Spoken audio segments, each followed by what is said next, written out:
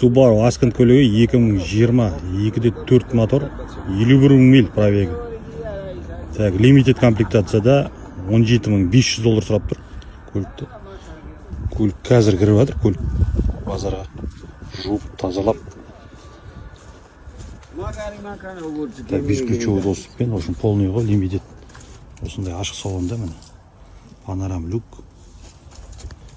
7 орындық капитан сиденье міне, артының бәрін. Тап-таза бәрі жақсы. Так, электробагаж.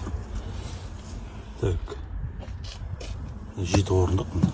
Әдемі. Жанұялық асты биік. 2.4 пробег аз, турбированный моторлардың пробегі аз болған жақсы жалпы.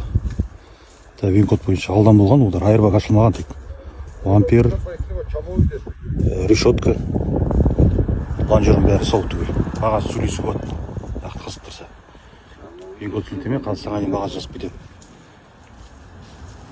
Жақсы жағдайда өте көлік.